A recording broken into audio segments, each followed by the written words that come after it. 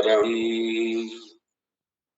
दातारं सर्वसम्पदां लोकाभिरामं श्रीरामं भूयो भूयो नमाम्यहम्। रामाय रामभद्राय रामचन्द्राय मानसे रघुनाथाय नाथाय सीताय पतये नमः। नीलाम्बुजश्यामलकोमलाङ्गं सीतासमारोहितवामभागम् पाणौ महासायकचारुचापम् नमामि रामं रघुवंशनाथम् नमामि रामं रघुवंशनाथम्। ओ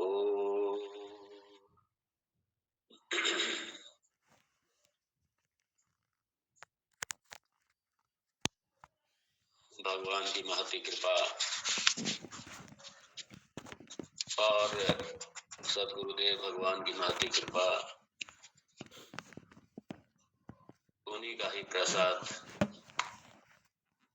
और उसी प्रसाद में ही हम सब निमज्जित हो रहे हैं, आप लाभित हो रहे हैं।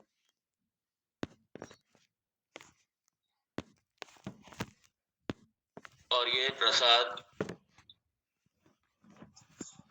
भगवान श्री राम जी गुरु रूप में अपने ही अनुज शिष्य रूप में श्री लक्ष्मण जी को ये प्रसाद दे रहे हैं और उनके माध्यम से सारे जगत को दे रहे हैं। उन्होंने ये कहाँ से लिया प्रसाद? भगवान जी ने, वैसे तो ज्ञान है, भगवान और ज्ञान कोई अलग नहीं है, लेकिन जब अवतरण लिया मानव रूप में तो बाकायदा गुरु भी बनाया है। अपने गुरु जी से, भगवान वशिष्ठ जी से ये ज्ञान प्राप्त किया और वशिष्ठ जी ने भी अपने गुरुजनों से लिया। तो ये गुरु शिष्य परंपरा के द्वारा ये ज्ञान आज तक निर्बाध रूप से चलता चला आ रहा है और हम सब इसमें निमज्जित हो रहे हैं। इसलिए सबसे पहले समस्त गुरु परंपरा और भगवान के चरणों में, शास्त्र के चरणों में, श्रुति भगवती के चरणों में प्रणाम करते हुए हम प्रवेश करें श्री राम गीता में। प्रथम श्लोक। श्री महादेव उवाच ततो जङ्गन्मङ्गलमङ्गलात्मना विधाय रामायण कीर्तिमुत्तमाम् चचार पूर्वाचरितं रघुत्तमो राजर्षिवर्यैरभिसेवितं यथा। 49 49वां श्लोक।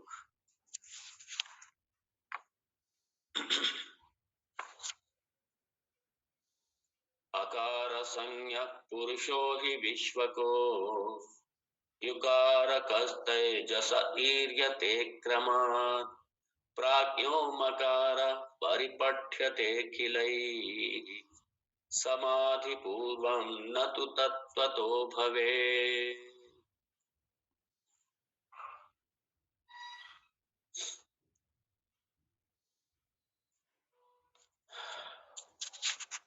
प्रविलापनम निधिध्यासनम, विलयात्मक निधिध्यासनम, वेदांतिक मेडिटेशन।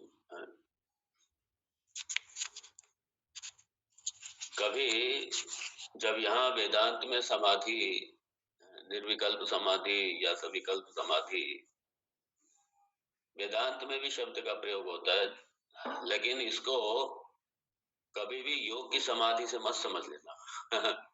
योग की समाधि और वेदांत की ये समाधि बहुत अलग है, बिल्कुल अलग है। ये कंफ्यूजन कभी नहीं होना चाहिए।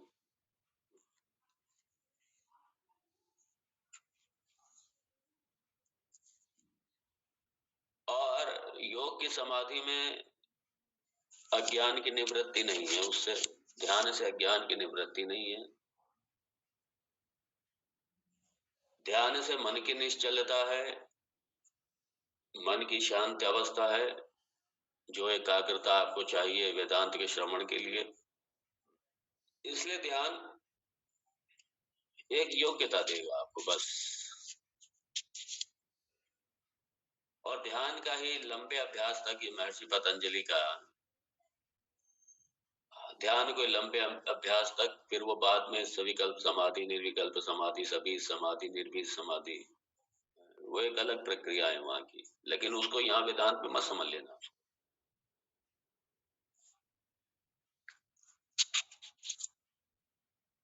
तो यहाँ हम लोगों ने 48वें श्लोक में देखा था कि ये सारा जो जगत है ये ओमकार मात्र है। ये ओमकार को लेकर के अब कई जगह ओमकार का प्रतीक सामने लगा देंगे, ओमकार ध्यान करो। ओमकार है क्या ये पता ही नहीं है। बस ये ठीक है, सुन रखा है कि ब्रह्म का वाचक है, प्रणव जो है ओमकार है, ब्रह्म का वाचक है, बस इतना जानते। कैसे वाचक है, क्यों वाचक है, ये सब कुछ नहीं पता। ओमकार का ध्यान कर दो, सामने ओमकार बना करके और बैठे होते ध्यान करते हैं सब बैठे। अच्छा एक आलम्बन है। तो प्रतीक ध्यानम, विग्रह ध्यानम या प्रतीक ध्यानम है। तो कठोपनिषद में भी ओमकार को लेकर के सभी शास्त्रों में, तैत्रीय उपनिषद में, कठोपनिषद में, श्री राम गीता, मांडुक्य उपनिषद, विचार सागर में ज्यादा विस्तार से। और भगवान राम जी यहाँ हम लोग देख चुके हैं। जस्ट एक संबंध लेकर के आगे बढ़े। आ, उ और मां ये सूक्ष्म स्थूल प्रपंच का प्रतीक आकारा, उकारा सूक्ष्म प्रपंच का प्रतीक, और कारण प्रपंच का प्रतीक माकारा। तो और इन तीनों को सत्ता कौन दे रहा है? इन तीनों को सत्ता देने वाला ब्रह्म, मतलब मैं। ये अच्छी तरह समझ लीजिए कि ब्रह्म ही मैं हूँ आत्म रूप से। तो ये सत्ता इन तीनों को देने वाला मैं हूँ। जागृत या स्थूल प्रपंच, सूक्ष्म प्रपंच और कारण प्रपंच, तीनों का अधिष्ठाता मैं हूँ, तीनों को सत्ता देने वाला मैं हूँ। अब यहाँ पे स्थूल से शुरू होकर के सूक्ष्म तक आकर के, फिर कारण तक आकर के, फिर अपने मैं तक आना, ये प्रविलापन करना है उनका।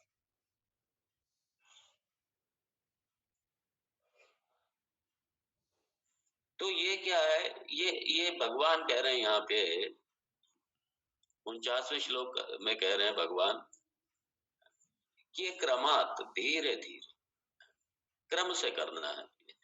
हाँ ठीक है, एक अभ्यास बहुत हो चुका है, ज्ञान की अवस्था है, ब्रह्मनिष्ठ अवस्था है, ज्ञान निष्ठ की अवस्था है, ब्रह्मनिष्ठ की अवस्था है, वो ये सारी प्रक्रियाओं से निकल चुके हैं। लेकिन माफ कीजिए, अभी आप नहीं निकले, हम नहीं निकले उस प्रक्रिया में। हम प्रक्रिया में चल रहे हैं। तो धीरे धीरे निधिध्यासन में क्या करना है, तो पहले स्थूल प्रपंच से शुरू किया। तो स्थूल प्रपंच का शुरू होकर के फिर स्थूल प्रपंच का जो कारण है सूक्ष्म प्रपंच, उसमें आए। फिर सूक्ष्म प्रपंच का जो कारण है कारण प्रपंच, माया प्रपंच, अविद्या प्रपंच, इसमें आए। और उसके बाद में इसका जो अधिष्ठान है सीधा अपने पे आ गए, आत्म तत्व पर आ गए, सत तत्व पर आ गए। और इसका जो अभिमानी है, अब यहाँ पे अभिमानी को पकड़ना, जो जागृत या जो स्थूल प्रपंच का अभिमानी है, जागृत प्रपंच का अभिमानी, स्थूल प्रपंच का अभिमानी कहें तो ये कौन है? ये जो जीव है, इसको ही विश्व का, ये जागृत का जो स्थूल प्रपंच का, ये जागृत का जो अभिमानी है, वो कौन है? उसको कहते हैं विश्व। तो जो जीव है वही जीव जागृत का अभिमानी विश्व कहलाता है। और ये जागृत का अभिमानी मतलब आकार का, आकार का अभिमानी ये जो जीव है ये विश्व कहलाता है, इसलिए कहा आकार संज्ञा। तो जो आकार या जो स्थूल प्रपंच का अभिमानी, जागृत अवस्था का अभिमानी जो ये पुरुष है, ये क्या कहलाता है? विश्व, विश्व कहा, ये कहलाता है विश्व। और ही उकारकः तेजसः, ही उकारक तेजसः, उकारकः। तो जो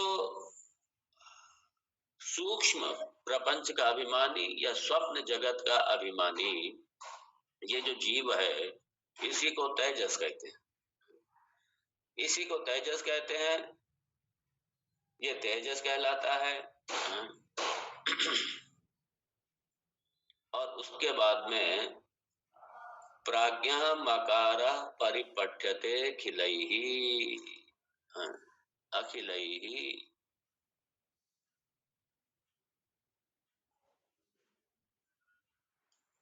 अखिलैहि मतलब ये सारे, सारे अखिलैहि, सारे जो विद्वान जगत के विद्वान हैं उन सबके द्वारा। तो जो कारण प्रपंच है, जो कारण प्रपंच है जिसका प्रतीक माकार है, जो कारण प्रपंच जिसका प्रतीक माकार है, तो जो माकार है, जो कारण प्रपंच का प्रतीक है, ये क्या कहलाता है? जीव दृष्टि से ये प्राज्ञ कहलाता है। तो उसका जो अभिमानी है वो प्राज्ञ है। तो विश्व, तो विश्व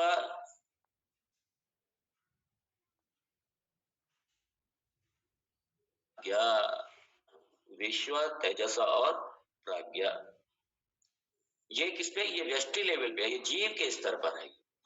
तो जीव के स्तर पर जो व्यष्टि हमारी उपाधि है, इस उपाधि की दृष्टि से जागृत, स्वप्न और सुषुप्ति, तो जागृत का जो अभिमानी है यही जीव विश्व कहलाता है। और स्वप्न प्रपंच का जो स्वप्न जगत है उसका जो अभिमानी है वो कहलाता है तेजस। और प्राज्ञ कहलाता है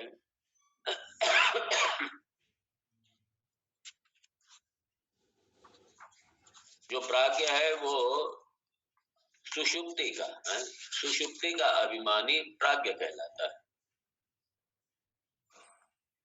ये तो हो गया जीव स्तर पे,